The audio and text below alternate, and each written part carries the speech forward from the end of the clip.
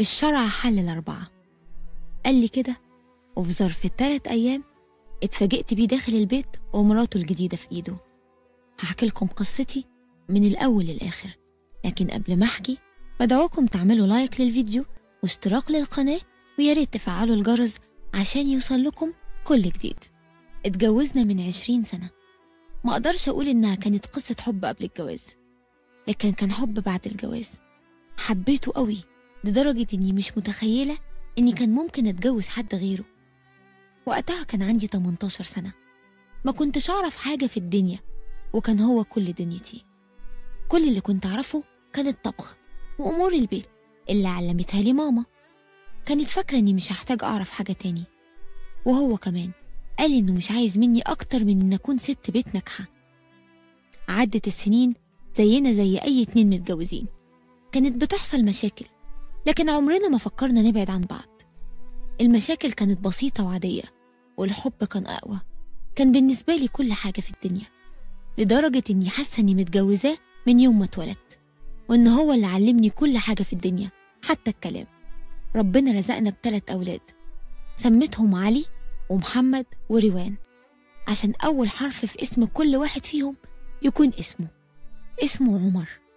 كبرت وكبروا الولاد، لكن الحب متغيرش.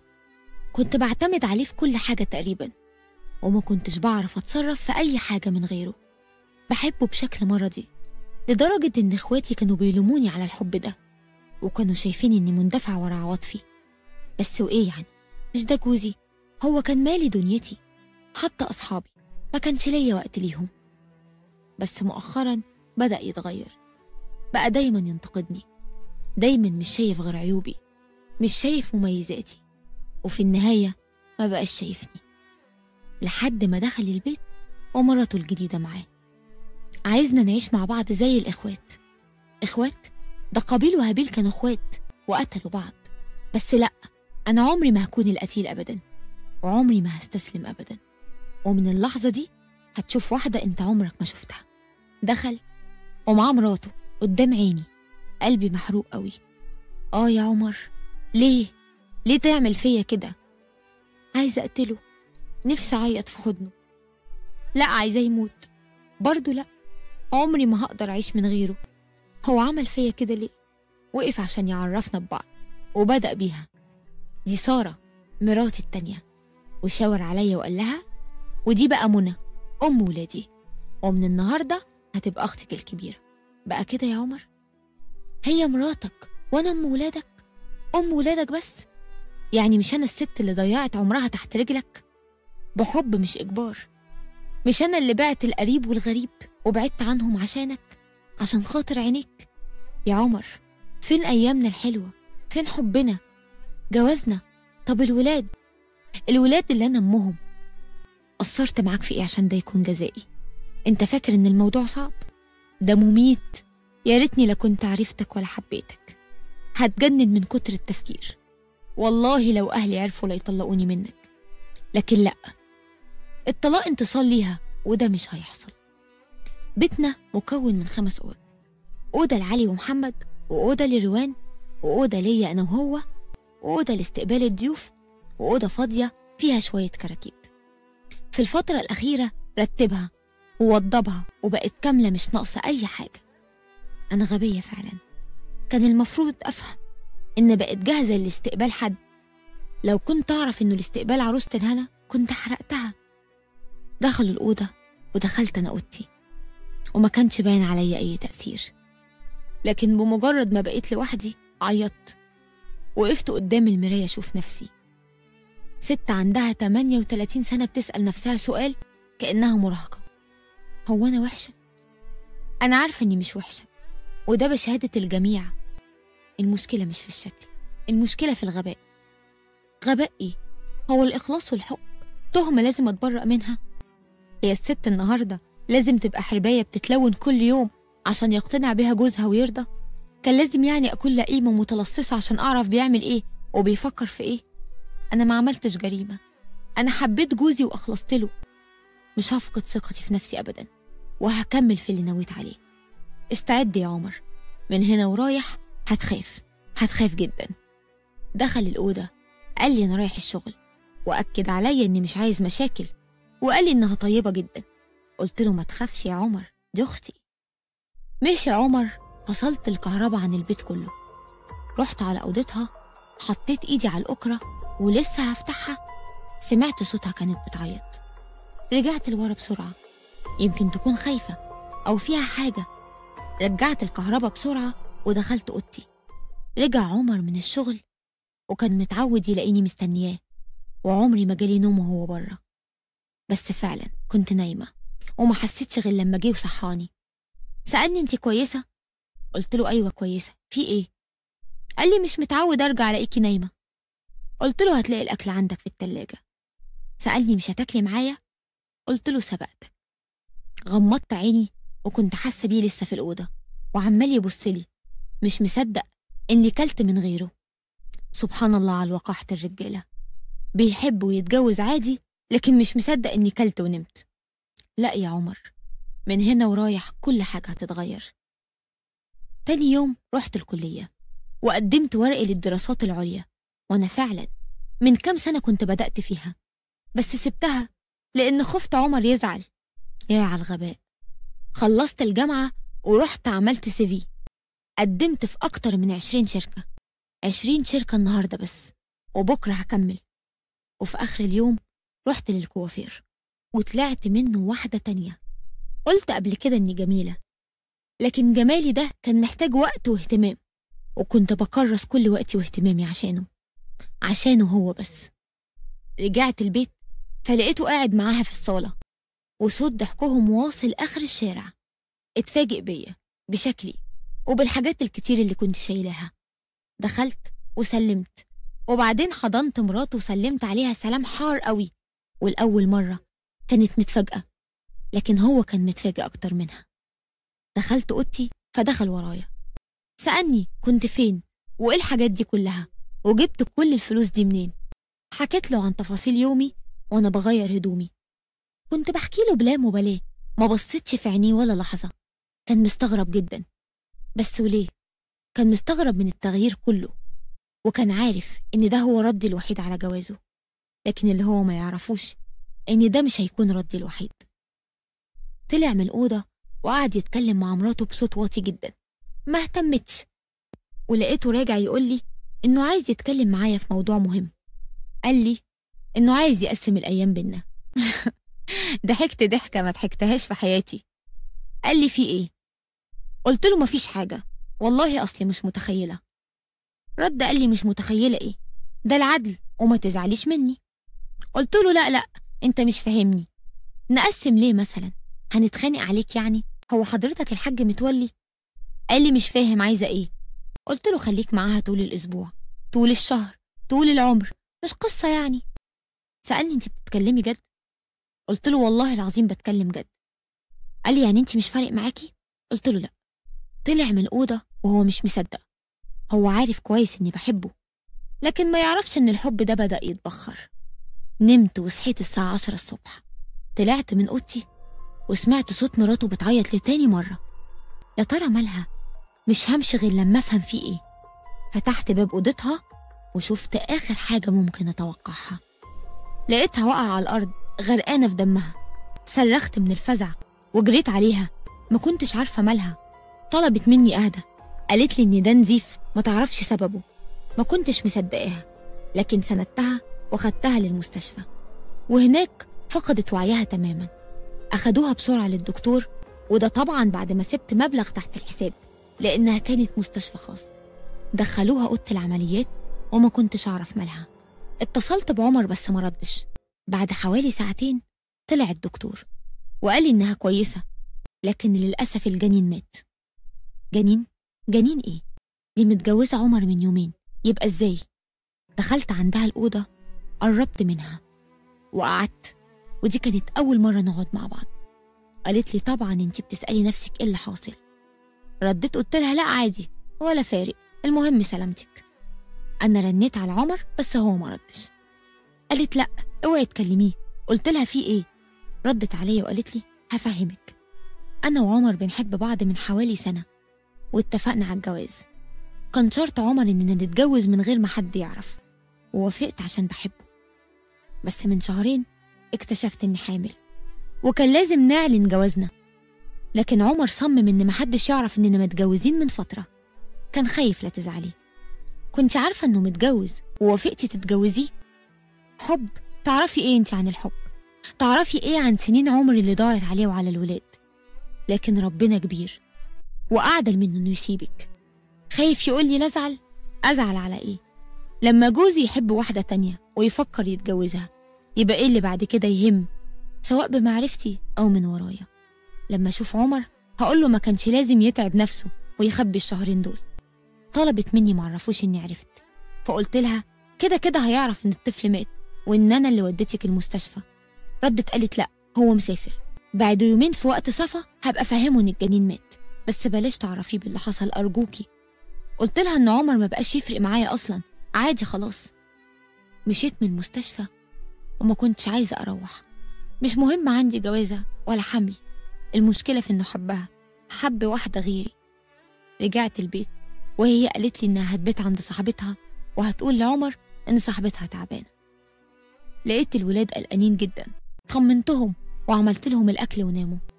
حضرت السفرة وجبت شمع وورد، شغلت أغنية لأم كلثوم ولبست فستان من اللبس اللي اشتريته. خبط عمر، فتحت له، اتفاجئ من شكلي. كنت عارفة إنه أكيد ما كلش من الصبح. قرب للأكل وقال انتي كلتي؟ قلت له لأ. سألني مش هتاكلي؟ قلت له لأ هاكل طبعا. قال لي افهم من كلامك ايه؟ قلت له افهم انك تروح تسخن باقي الأكل بتاع امبارح اللي في المطبخ وتاكله، أو ممكن تنزل تشتري أكل. أقولك نام خفيف أحسن. قال لي انتي بتهزري؟ قلت له يا حبيبي هزر معاك ليه؟ النهارده يوم مراتك في تحضير الأكل. رد قال لي يا منى ما تهزريش بقى، أنا فعلا مش قادر أقف. رديت قلت له خلاص اقعد، ولا إيه كبرت مش قادر. قال أنا لو نزلت فعلا وأكلت بره يبقى مش هرجع النهارده البيت، وكل اللي انت عاملاه هيضيع. سألته هو إيه اللي أنا عاملاه والمين؟ قال لي ليا. قلت له ليك؟ لأ.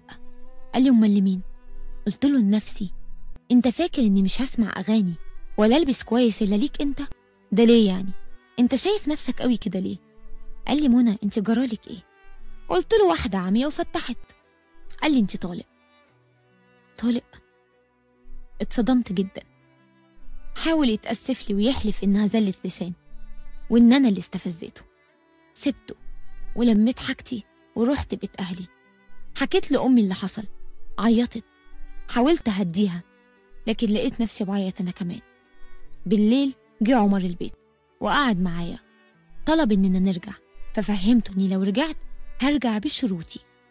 طلبت زيادة في مصروف البيت، طلبت مدرسين لولاده لأني مش هذاكر لهم تاني، وإني لو هرجع البيت هرجع كأم للولاد بس مش مراته. سكت شوية وفي النهاية اضطر إنه يوافق، وفعلا رجعت البيت. فهمت ماما إن إحنا اتصالحنا. وفي يوم وأنا قاعدة في البيت بقرا كتب ولقيته بيخبط وبيقول لي رايح الشغل. مشي عمر وسمعت أصوات كتير في أوضة سارة وصوتها كأنها بتكلم حد. رحت عند باب أوضتها عشان أتأكد وسمعت فعلا نفس الصوت. فتحت الباب بسرعة، لقيت شعرها منكوش جدا وعينيها حمرا بشكل مرعب ووشها كله دم، وبدأت تصرخ. صوت وما قدرتش أتملك نفسي واغمى عليا. ولما لقيتها جنبي سبتها وجريت على أوضتي. لقيتها جت ورايا سألتني مالك يا منى؟ قلت لها مالي أنا؟ في إيه؟ أنت إيه اللي بيحصل لك ده؟ قالت إنها نفسها تحكي لي بس أوعدها إني ما أقولش لحد. وفعلا وعدتها وبدأت تحكي. قالت لي إن قرينتها من الجن مسيطرة عليها وهي اللي خلتها تتجوز أحمد، وإنها نزلت ابنها لأنها مش عايزاه وطلبت مني أساعدها. ما كنتش فاهمة هو أنا ممكن أساعدها إزاي. طلبت مني أول ما ألاقيها اتغيرت أضربها وأطردها من البيت، وبكده أكون بساعدها لأنها مش عارفة تعمل كده بسبب تأثير الجن عليها. وفجأة بصت لي بس مخيفة جدا وبدأت في الصريخ وجريت ناحية الدولاب، قطعت كل لبسها وكان في إيديها سكينة.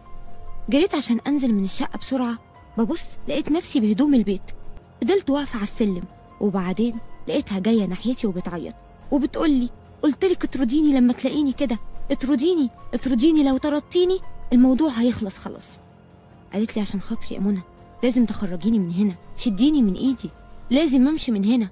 ما كنتش عارفه اعمل ايه. سالتها طب لو خرجتي هتروحي فين؟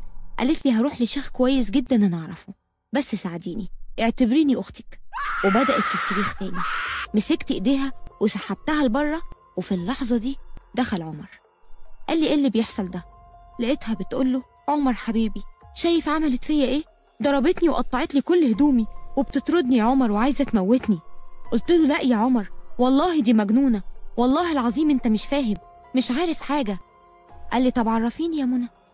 قلت له طب عايزه اكلمك لوحدنا بعد اذنك. قال لي مفيش لوحدنا يا منى. حصل ايه انطقي؟ قلت له الست دي غريبه يا عمر، مش طبيعيه، انت مش عارف بتعمل ايه وبتقول ايه من اول يوم، من اول ما ابنكم مات. استغرب وسالني ابننا مين؟ بتقولي ايه يا منى؟ قلت له ابنكم اللي انت كنت مخبي عليا حملها عشان انتوا متجوزين من فتره طويله وحاجات تانيه، وبتقول ان قرينتها حبسها هنا، مش عارفه ان كانت بتكذب ولا لا. اه طبعا اكيد بتكذب، وكمان قطعت لبسها كله، تعالى شوف يا عمر. قال لي انا وساره متجوزين من ايام. قالت له دي بتستهبل يا عمر، صدقني دي ضربتني وقطعت لي لبسي وجرتني لحد بره، الحمد لله انك جيت. رد عمر وقال انا جيت لما لقيتك بعتيلي رساله وبتقولي الحقني. في اللحظه دي فهمت ان كل ده خطه منها عشان تقنعه باني بحاول اضربها واطردها، وللاسف فهمت متاخر، وطبعا عمر صدقها وطردني. رجعت بيت امي تاني، انهارت وعيطت. وفجاه جالي اتصال من شركه كنت مقدمه فيها. عايزه اقول لكم وانا قدمت في شركات كتيره، منها الشركه اللي عمر بيشتغل فيها. ويا على الحظ نفس الشركه اللي عمر بيشتغل فيها هم اللي اتصلوا بيا. رحت محل دهب وبعت كل دهبي واشتريت لبس كتير، وتاني يوم رحت الشركه في افضل حالاتي. اتعرفت على كل الموظفين، كنت بتمنى يكون عمر فيهم، لكن واضح انه بيشتغل في قسم تاني في الشركه. لكن فجاه دخل عمر، المدير عرفه عليا وقال له السكرتيرة الجديدة منى. كان مذهول جدا. بعد ما مشيوا جه كلمني، سألني أنا هنا ليه؟ رديت عليه وقلت له إن ده مش شغله، وإنه بالنسبة لي بقى ولا حاجة. لقيته بيقول لي أنت بقيتي حلوة كده إمتى؟ قلت له من يوم ما بعدت عنك. عدى أسبوع وكل شيء كان تمام، باستثناء رئيس القسم اللي كنت بشتغل فيه. كان دايما متابعني لدرجة إني كنت بتخنق، لحد ما في يوم طلب مني الجواز. معرفش ازاي عمل كده رغم انه عارف اني متجوزة عمر، بس أستاذ أحمد ما كانش همه، وكان عارف ان علاقتنا متوترة. احترت جدا، هو أنا لسه بحب عمر؟ طلبت فرصة أفكر ورجعت مكتبي، لقيت عمر مستنيني. سألني كنت فين كل ده؟ قلت له ده شيء ما يخصكش. طلب مني أبطل عناد وارجع، وهو مستعد ينسى كل اللي عملته في سارة. ضحكت وقلت له انت اللي تنسى؟ هو انا اللي غلطانه؟ عموما احنا في الشغل ومش هينفع الكلام هنا. قال لي خلاص نتقابل. قلت له نتقابل. قال لي هستناكي في الكافيه اللي قدام الشغل الساعه 5. وفعلا رحت الكافيه متاخره، قصدت التاخير. سالني اتاخرت ليه؟ ده الساعه 6 واحنا متفقين نتقابل 5. رديت عليه قلت له وفيها ايه لما اتاخر؟ ما انا ياما جيت لك بدري وياما صحيت لك بدري، عادي يعني، ما جاتش على مرة تستحملني. قلت له كنت عايزني في ايه؟ قال لي مش ناوية تعالي؟ خلاص بقى انسي اللي فات وتعالي نرجع تاني. قلت له خلصت يا عمر، ما بقاش جوايا ليك اي حاجة، وزي ما انت شايف الوضع اتغير، فانا عايزة اتفق معاك على مصير الولاد، هيفضلوا عندك ولا معايا؟ قال لي انا مش هطلقك. اتعصبت وقلت له مش بمزاجك، واصح كمان في حاجة مهمة، الولاد كبار وانا مطمنة عليهم، بنتكلم كل يوم، وبصراحة مراتك مش بتضايقهم خالص لأنها طول اليوم بره البيت، ربنا معاها. سألني بره البيت فين؟ ضحكت وقلت له بتسألني أنا؟ عموما أنا لازم أمشي دلوقتي، والأسبوع الجاي عندي ليك مفاجأتين حلوين قوي. وقفني وقال لي أنا بحبك، لسه بحبك، ومش عارف ولا متخيل إنك ما تبقيش في حياتي. جوازي من سارة مش معناه إني ما بقتش أحبك. سألت أمال معناه إيه؟ قال لي معناه إن حبيتك وحبيتها، عرفتك بالجواز عشان ده شرع ربنا، وشرع ربنا حاجة ما ينفعش اتكسف منها ولا خبيها. قلت له امال انت اتكسفت ليه وخبيت؟ ليه يا عمر؟ هو انت فاكرني عبيطة؟ انت فاكر ان انا ساذجة للدرجة دي؟ ده انت تعرف سارة من 5 سنين ومتجوزها من 3 سنين، كنت بتخليها تاخد منع حمل، ولما هي صممت تكون حامل جبتها لي لحد بيتي تعرفني عليها، ولما مراتك سقطت أنا اللي رحت معاها المستشفى. عاتبت عتاب طويل جدا ومشيت، وكنت مخضوضة مش عارفة أعمل إيه. عربية جت بسرعة جدا وأنا بعدي الشارع، وفجأة ما حسيتش بنفسي غير وأنا في المستشفى. موظفين الشركة كلهم جم زاروني، وطبعا أولهم أستاذ أحمد. وقبل ما أخرج جه عمر سلم عليا وسألني: صحيح يا منى كنت حامل؟ الدكتور بيقول لي إن أنت كنت حامل والطفل مات، 3 شهور مخبية عليا. رديت قلت له: ما أنت مخبي عني 5 سنين. قال لي بكل ثقة: هتسامحيني يا منى عشان أنت بتحبيني. قلت له: لو كنت قلت عشان أنا بحبك كان بقى في أمل، أنت طول الوقت مراهن على حبي أنا، مراهن على اللي هترميها وترجع لها أي وقت. لو عايزنا نرجع يا عمر يبقى اتطلقها. رد قال لي: منى مفيش علاقة بين رجوعنا وطلاقي ليها، أنا واجهتها وعارف إنها عملت عليكي أفلام وحوارات كتير. قلت له: ماشي يا عمر، عموما في ورقة مهمة هتروح لك على البيت النهاردة. قلق وسألني: ورقة إيه؟ قلت له: لما تروح هتعرف. مشي عمر ورجع بيته سأل سارة: في حد بعت لي حاجة النهاردة؟ قالت له: آه، ست هانم رفعت عليك قضية خلع. اتصدم عمر وما كانش مصدق الخبر. جه عندي البيت وكان متضايق جدا. قلت له: كل شيء انتهى. قال لي: كدابة يا منى وبتحبيني. فهمت إنه حبه مات جوايا، وإنه كان بالنسبة لي حاجة ودلوقتي ما يسواش ولا أي حاجة. كان ممكن أسامحه لو بس اعترف بغلطه. قال لي: كل ده يا منى جواكي؟ قلت له: أكتر من كده بكتير. أنا أساسا بكلم واحد أعمى القلب والضمير، ولو ضميرك حكم لك إنك تتجوز عليا وتبيع وتشتري فيا فده ضمير ظالم وحكمه باطل زي حكمك، والقضية هكسبها وهخلعك. قال لي: أنا بحبك، والله العظيم بحبك، مش عايزة منك حاجة. والله بحبك يا منى، اعتبريني عيل وغلط يا ستي، ما تسامحيني بقى. أنا مستعدة أطلقها، مستعدة أبوس إيدك ورجلك كمان لو عايزة، بس عشان خاطري تخليكي معايا، أنا فعلا بحبك. قلت له: كفاية بقى يا عمر، نفسي ارتاح بقى، تعبت والله العظيم تعبت. قال لي: هتفتكري هترتاحي واحنا متطلقين؟ هترتاحي واحنا بنحب بعض بس متفرقين والولاد متشتتين بينا؟ قلت له: عايز ايه يا عمر؟ قال لي: نرجع وهطلقها. قلت له: معقول بيتنا ممكن يرجع تاني زي زمان؟ مش عارفة. رجعت الشغل وقابلت أحمد وجدد عرضه ليا، لكن أنا صديته في الكلام وقلت له: ما تفتحش الموضوع ده معايا لأني لسه ما اتطلقتش. رجعت البيت، خبط الباب، لقيت سارة بتقولي: أنا جايالك عشان أنصحك، عمر مخطط يرجعك البيت عشان تسحبي قضية الخلع وبعد كده يذلك، وإن كل ده خطة ولا بيحبك ولا أي حاجة.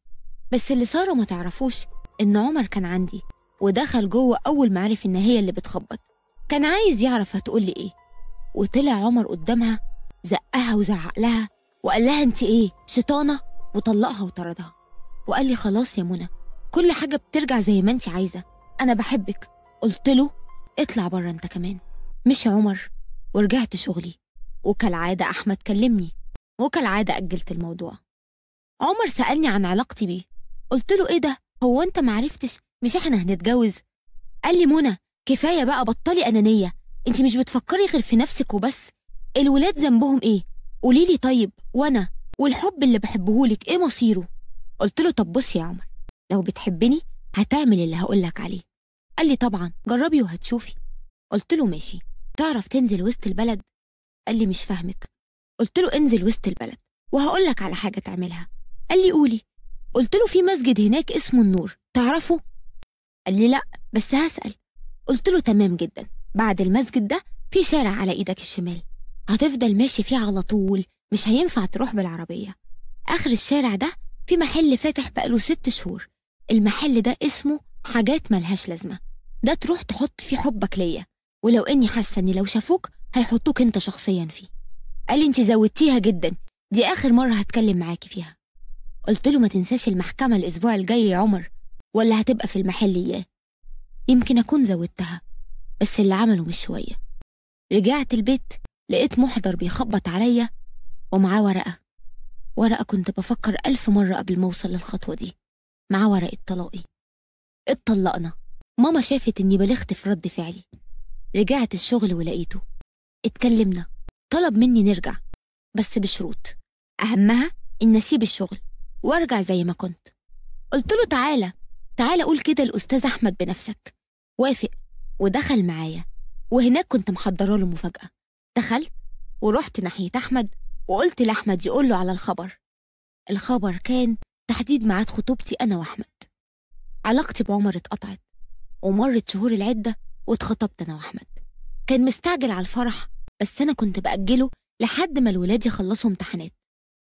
وفي يوم وأنا معاه رن موبايل أحمد، فرحت أجيبه من المكتب، وفجأة ما كنتش مصدقة نفسي. الرقم اللي بيتصل ده أنا أعرفه كويس.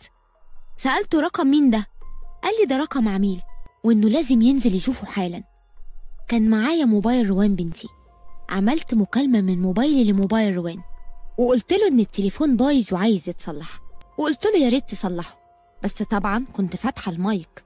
أخده ونزل بسرعة جدا، نزل يقابل صاحبة الرقم واللي طلعت سارة. سمعت كلامهم طبعا من الموبايل. قال لها عايزة إيه؟ مش خلاص عملت كل اللي انت عايزاه؟ ردت سارة قالت له لا طبعا لسه.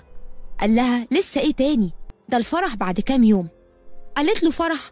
هو انتوا كمان هتعملوا فرح؟ قال لها طبعا، الهانم مصممة. قوام عملتها هانم؟ قال لها هانم ايه وزفت ايه؟ انا مش مصدق اني هعمل كده، لو مراتي عرفت بيتي هيتخرب. قالت له مراتك هترجع من السفر بعد شهرين من دلوقتي، تكون انت اتجوزت ورجعت. قال لها بقى هي تسافر ببنتي العيانة وانا هنا بتجوز عليها؟ قالت له هو انت هتستهبل؟ ده انت دفتر الجواز العرفي مش بيطلع من جيبك. رد قال لها على الأقل ده عرفي، لكن رسمي وفرح ده الموضوع كبر مني قوي. ردت قالت له ما هو يا كده يا إما مراتك هتعرف بكل جوازاتك، وهتعرف كمان إن فلوسها اللي انت بتشتغل بيها دي ياما اتسرق منها واتصرف على ستات غيرها. ساعتها كل حاجة هتضيع منك، الفلوس ومراتك وبنتك. قال لها ما كنتش مرتاح لك من يوم ما اشتغلتي عندنا. والله يا سارة كنت خايف منك جدا، حتى بعد ما اتجوزتك ما كنتش مرتاح لك. ضحكت وقالت له بس عشان تاني مرة تبقى تسمع كلام إحساسك يا أحمد بيه. أنا نفسي أعرف بس أنت كل ده بتكرهيها ليه؟ كل الكره ده ليه؟ ردت قالت له مش مهم تعرف. كنت هتجنن صحيح، أنا لسه ما حبيتش أحمد، بس ليه كل ده؟ اتصلت بعمر وحكيت له اللي حصل، وكمان بعت له التسجيل اللي أنا سجلته، وطلبت منه يحاول بأي طريقة يجيب سارة معاه فرحي. وفعلا كلمها وصالحها وأقنعها تحضر بحجة إنهم يغزوني. صممت على فرح في أكبر قاعة، وصممت إن أحمد يحجز لي شهر عسل في أكبر قرية سياحية في الغردقة. وفي القاعة ووقت كتب الكتاب قلت إني مش موافقة. القاعة اتقلبت والناس مشيت، وأحمد كان هيتجنن. وهنا قلت لسارة على الله تكوني مبسوطة، وربنا يعوض عليك يا أحمد في كل اللي دفعته. أنا بس عايزة أفهم عملتلك إيه عشان تعملي فيا كل ده؟ قالت لي مش عارفة عملتي إيه؟ جيتي لحد بيتي وما فكرتيش حتى تشوفيني، رفضتيني بعد ما كنت بحب أخوكي 6 سنين، 6 سنين وأنا بحلم باليوم اللي هيتقدم لي فيه. جيتي لحد عندي ورفضتي جوازنا، رفضتيه من غير ما تكلفي نفسك تقعدي معايا تتكلمي معايا، من غير حتى ما تشوفيني. أقنعتي عيلتك كلها إني مش مناسبة لمجرد إن بابا وماما متطلقين وبينهم مشاكل، لحد ما أنا اكتئبت وهو تعقد وسافر، وهناك عمل حادثة وعرفت إنه مات. حلفت 1000 يمين إني هخليكي تتطلقي. اشتغلت مع جوزك وعلقته بيا، وكان سهل جدا إني أعلقه بيا صراحة. كان سهل إني أجننك أو أقتلك زي ما قتلتيني. أيوة أنت قتلتيني وقتلتيه هو كمان، تستاهلي أكتر من اللي عملته فيكي 1000 مرة. ما كنتش مصدقة نفسي، سألتها هو ده بجد؟ كل ده عشان فاكرة إني رفضتك؟ لو كنت جيتي وعاتبتيني، ياه ده أنا دورت على رقمك كتير جدا، رحت لكم البيت لقيتكم عزلته. أخويا كان مريض، كملت كلامي قلت لها كان مريض انفصام، كانت حالته متأخرة. صحيح إنكم كنتوا بتحبوا بعض، لكن انت كنت عارفاه عن طريق الإنترنت، ما كنتيش عايشة معاه وما كنتيش تعرفي حالته. لما جينا البيت قعدت مع أهلك لقيتهم طيبين جدا، خفت عليكي من الحمل التقيل اللي احنا شايلينه من سنين. وافقت أكون أنا اللي رافضة عشان أساعدك أنتي، وفكرت بعدها أجيلك وأفهمك، لكن حالته ساءت وراح المستشفى، وبعدها سافر. رحتلك البيت لقيتك عزلتي ورقمك اتقفل. عشت أيام بفكر فيكي لحد ما مات. قالوا انتحر لأن حالته كانت متدهورة. سافر في مركب من ورانا. عشت سنة كاملة مكتئبة. فاكر يا عمر؟ فاكر؟ قول لها. عمر رد وقال فاكر طبعا. اتجننت البنت وقالت يعني ايه؟ قلت لها يعني انت عملتي في نفسك كل ده عشان تنتقمي مني، وانا بريئة من ذنبك وبريئة من كل حرف قلتيه عليا، لكن انت مش بريئة وانا مش هنتقم منك، بالعكس انا لازم اشكرك لانك عرفتيني حقيقة جوزي. اما انت يا استاذ احمد فانا بعت كلامك كله اللي بصوتك للمدام، وبالهنا والشفا. وبعد اسبوعين عمر جالي قال لي سارة جالها اكتئاب، وعرفت انها دخلت مستشفى، واحمد مراته طالبه الطلاق. وقال لي خلاص يا منى سامحي بقى، انا بحبك، اظن لازم نرجع يا منى، اديك اتاكدتي. سالته اتاكدت من ايه؟ قال لي انها من الاول كانت ناويه تخطفني. رديت قلت له وانت بتتخطف عادي كده؟ قال لي يا منى بطلي بقى، انت لسه بتحبيني، انا متاكد من مكاني عندك. قلت له انت مكانك معروف يا عمر وعمره ما هيتغير. ضحك وقال لي بجد؟ قلت له بجد. مكانك في وسط البلد في محل حاجات ملهاش لازمه.